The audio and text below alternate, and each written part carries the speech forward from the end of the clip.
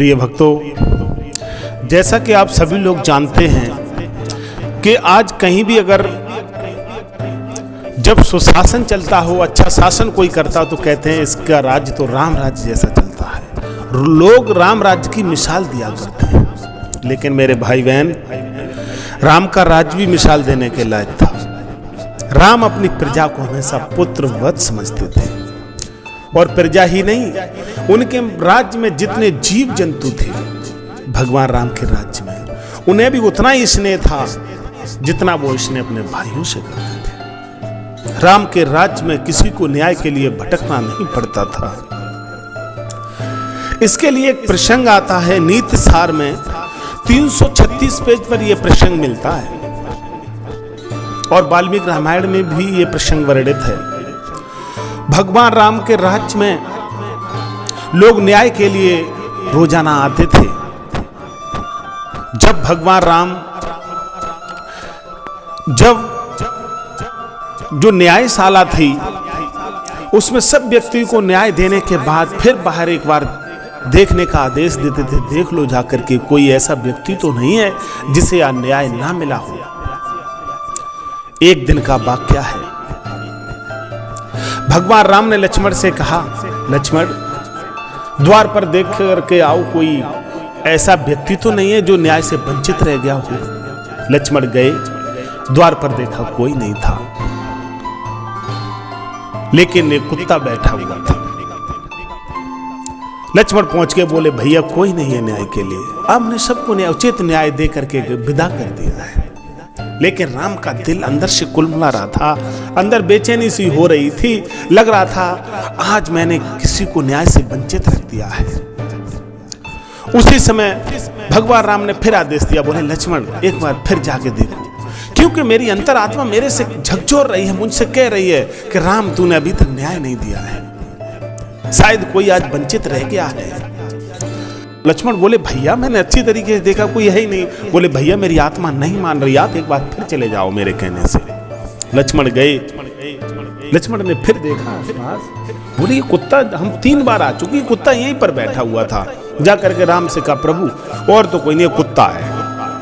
बोले, कुत्ता, उस पर क्या मुसीबत पड़ गई? हमारे राज्य में शेर बकरी एक घाट पर पानी पीते हैं, हमारे राज्य में किसी का बैर भाव नहीं है, एक दूसरे को किसी से द्वेष भावना नहीं है, तो फिर ये कुत्ता, क्या ये कोई न्याय चाहता है? क्या इसके साथ कोई अन्याय हुआ है जिससे हमारे दरबार में जाओ, उसे बुला करके लाओ। लक्ष्मण कुत्ते के पास गए, बोले स्वान आपको राजा राम बुला रहे हैं। कुत्ता बोला, हे शेषावतारी, राजा राम को यहीं पर ले आओ, क्योंकि स्वान है, आपके राज दरबार में कैसे प्रवेश कर सकता है? लक्ष्मण गए, बोले भैया वो स्वान बैठा हुआ है, वो आ नहीं रहा। वो कह रहा हम तो एक जाति के स्वान हैं, अछूत हैं, हम कैसे अंदर जाएंगे? राम बोले, कोई अछूत नहीं होता है, हर जीव में उस परमात्मा का वास होता है। हमको निंदा इंसान के कर्मों से करनी चाहिए, जो घृणित कर्म उनसे हमें निंदा करनी चाहिए, इंसान से नहीं। इसलिए उस स्वान को जाओ, आदर के साथ लेकर के आओ, बता देना राजा राम ने आदेश दिया, तो मेरे साथ दरबार में चलो। लक्ष्मण फिर गए, बोले स्वान राम ने कहा है हमारे यहाँ कोई ऊंचा नीचा नहीं होता, आप सादर हमारे साथ चलिए भगवान राम के पास। वो स्वान गदगद हो गया, बोले राम का इतना सागर दिल, कहते हैं कोई ऊंच नीच नहीं होता, सादर हमारे दरबार में चलिए, धन्य है मैं ऐसे राजा के राज्य में निवास करता हूं। मेरे भाई बहन, जैसे स्वान पहुंचा, आंखों से आंसू टपक रहे थे। भगवान राम ने पूछा, स्वान आप बेचैन क्यों हैं? कुत्ते ने कहा, प्रभु मैं आपसे न्याय चाहता हूं, आपके राज्य में हर कोई आपके न्याय की दुहाई देता है कि राम जैसा राज्य ना हुआ, ना होगा और ना कभी हुआ था, क्या आप मुझे न्याय दे पाएंगे? भगवान राम बोले, श्वान आप चिंता मत करो, अगर दोषी चाहे हमारे परिवार का भी हो, हम उसे उतनी सजा देंगे जब तक तुम संतुष्ट नहीं हो जाओगे। आपने संकोच होकर के मुझे बताइए आपको कष्ट क्या है, आपके साथ किन्ने अन्याय किया है? वो कुत्ता बोला, प्रभु एक सर्वार्थ सिद्ध नाम का ब्राह्मण है, उसने आज मेरे सर पर लाठी से वार कर दिया प्रभु, जिसकी वजह से मैं कराह रहा हूं। भगवान राम के रोंगटे खड़े हो गए। आपके सर पर वार कर दिया लाठी से, वो भी ब्राह्मण ने। ब्राह्मण के अंदर तो दया का सागर होना चाहिए, जिसके अंदर दया का सागर नहीं वो ब्राह्मण नहीं होता। ऐसा कैसे हो गया? राम ने तुरंत ही आदेश दिया और कहा उस ब्राह्मण को बुला करके लाओ। ब्राह्मण को बुलाया गया मेरे भक्तों। सर्वार्थ सिद्धि नामक ब्राह्मण आया। नाम भगवान राम बोले आपका नाम तो बहुत अच्छा है, सर्वार्थ सिद्धि। आपने सारी सिद्धियां प्राप्त कर ली हो, लेकिन आपने जरा सी सिद्धि नहीं प्राप्त कर पाई। आपके अंदर मनुष्यता चली गई। आपने ये नहीं देखा एक जीव है, बेसहारा है, दूसरे के टुकड़ों पर पलने वाला है। ये हमेशा हर इंसान की तरफ टकटकी लगा के देखता रहता है, ये कब हमें एक निवाला डाल देता हमारा पेट भरेगा। और आपने इसे लाठी से मारा। सर्वार्थ सिद्ध समझ गया था ये राजा राम है, आज मुझे दंडित जरूर होना पड़ेगा। ब्राह्मण कांप रहा था, बोले प्रभु माफ करना, हम मंदिर में जा रहे थे स्नान करने के बाद, तो ये कुत्ता हमारे बिल्कुल सटीक होके पास से गुजरा और ये आकर के पूंछ हिलाने लगा। इसकी पूंछ के कुछ मिट्टी के छींटे थे, वो हमारे ऊपर पड़ गए। तो मैंने सोचा इसने शुद्ध कर दिया प्रभु, मैंने इसलिए डंडा मार दिया। बोले इसने पूंछ क्यों हिलाई थी? ये क्या तुम्हारा धन हड़पना चाहता था? ये कुत्ता तुम्हें पता है? ये कुत्ता हर व्यक्ति केवल एक निवाले की बस उम्मीद रखता और इससे ज्यादा कुछ नहीं रख सकता, और तुमने इसके डंडा मार दिया, इसका तुम्हें परिणाम भुगतना ही पड़ेगा। भगवान राम ने दोबारा से राजसभा फिर बुलवाई। जो भी मंत्री से मंत्रणा की, बोले क्या इसके लिए ब्राह्मण को क्या दंड मिलना चाहिए जो इसने कुत्ते को मारा है। एक बेसहारे जीव पर हाथ उठाना, डंडे से वार करना, जो हमेशा जिसका कोई सहारा ही नहीं दुनिया में, उस पर प्रहार करना, ये कहां की नीति है? बोले क्या सजा होनी चाहिए? सबने कहा महाराज इसे देश से निकाल देना चाहिए 10 साल के लिए।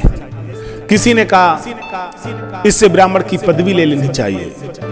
किसी ने कहा महाराज इससे कुत्ते का आगे माफी मंगवानी चाहिए। भगवान राम बोले एक बार उस स्वान से भी पूछ लेते, बोले स्वान ये बताओ तुम क्या चाहते, क्या सजा दें जिससे तुम्हें तसल्ली हो जाए। बोले प्रभु आप लोग जो ये आपस में मशवरा कर रहे हो ऐसा मत करो, ना इन्हें कहीं बाहर भिजवाओ, ना इनसे ब्राह्मण की पदवी लो, और ना इनसे मेरे सामने हाथ जोड़ने के लिए कहो। बोले फिर?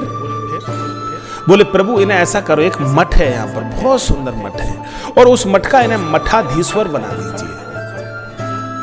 कहने का मतलब कुत्ता बोला जो एक मंदिर है, बहुत विशाल मंदिर है, उस मंदिर का इन्हें महंत बना दो। सारे लोग अचंभित रह गए और कहने लगे स्वान। दो एक लोग उस स्वान के पास पहुंच के भगवान राम के दरबार में जो उनके मंत्री थे, बोले स्वान तुम ये क्या कर रहे हो? इसे सजा दिलवा रहे हो कि इसे तुम कोई पद दिलवा रहे हो? बोले नहीं नहीं भैया, जो मैं कह रहा हूं वही करवा दो, बस हमारे लिए यही न्याय हो जाएगा। लोगों ने बहुत समझाया कि स्वान तुम ठीक नहीं कर रहे हो। बोले नहीं नहीं प्रभु, बस अगर आप मुझे संतुष्टि देना चाहते हैं तो इन्हें मठाधीश्वर बना दीजिए। भगवान राम कहने लगे ठीक है, इन्हें मठाधीश्वर नियुक्त किया जाएगा और सभी लोग इनके नियुक्ति की तैयारी कर लो। इन्हें बड़े गाजे बाजे के साथ इन्हें मठाधीश्वर बनाएंगे। लेकिन भगवान राम से रहा नहीं गया और जनता से भी नहीं रहा गया। बोले तुमने ऐसा क्यों किया? इसने तुम्हें मारा था, तुमने इसे मठाधीश्वर बना दिया। बोले आप नहीं जानते हो, मैं भी पूर्व जन्म में मठाधीश्वर था। मठाधीश्वर का अगला जन्म कुत्ते का है। जितने ये मठाधीश्वर हैं, इन्हें अगले जन्म में कुत्ता बनना ही पड़ता है। बोले ऐसा क्यों? बोले ऐसा इसलिए, ये देवताओं के नाम पर तुमसे चढ़ावा चढ़वाते हैं और बच्चों से खुद खाते हैं। तुमसे कहते हैं देवता इस चीज से खुश होगा, ये चीज चढ़ाओ। तुम्हारे घर में चढ़ाने की क्षमता नहीं है, तुम्हारे घर में इतना तुम्हारे पास पैसा नहीं है कि तुम उस मठ में पैसे चढ़ा पाओ। क्या कोई पत्थर की मूर्ति, क्या कोई भगवान की मूर्ति ये चाहती है कि अपना कलेजा छील करके यहाँ पर आके चढ़ावा चढ़ाओ?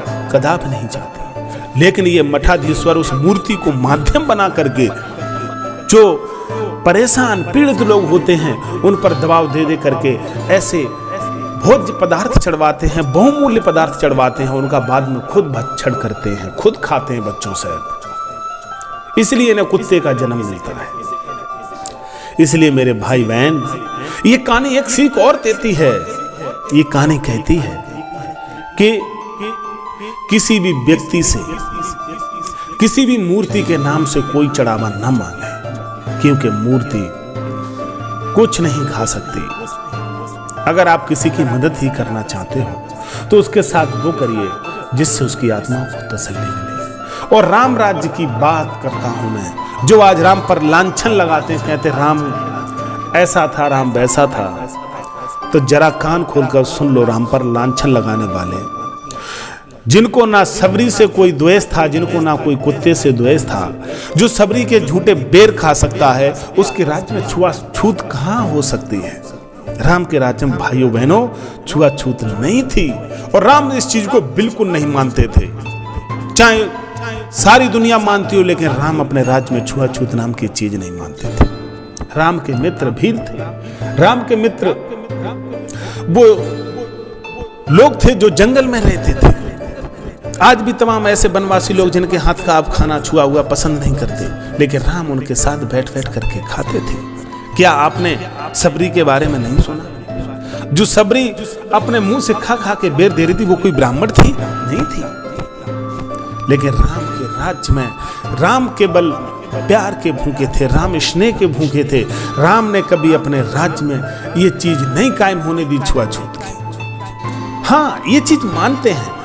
कुछ लोग ऐसे होते हैं जो ऐसे कार्य करते हैं जिन्हें उस समय नहीं छुआ जा सकता। हमारे शरीर के अंग ही ऐसे हैं जो अछूत होते हैं। अगर आप किसी के पैर स्पर्श करते हो, उसके बाद आप बिना हाथ धोए खाना खाते हो? नहीं खाते हो। इसलिए मेरे भाई बहन, कुछ लोग ऐसे काम करते हैं, अगर आप अपने जूते पर अगर पॉलिश कर रहे हो खुद, उसके बाद क्या बिना हाथ धोए खाना आप खा सकते हो? नहीं खा सकते। लेकिन आप अछूत तो नहीं हो गए। उसके बाद आप हाथ को पवित्र करके, हाथों को धो के खाना खा सकते हैं, कोई आपत्ति नहीं है। अछूत कोई नहीं था राम राज्य में, और अछूत कोई है भी नहीं। अछूत अगर कोई है तो उसका कर्म होता है। इसलिए मेरे भाई बहन, ये जो कहानी हम आप तक पहुंचा रहे हैं, ये कहानी नीति सार में भगवान राम की जो राज्य की महिमा है, उसमें से मैंने 336 पेज से ला करके आप लोगों के सामने प्रस्तुत की है। जय श्री राम, सीताराम।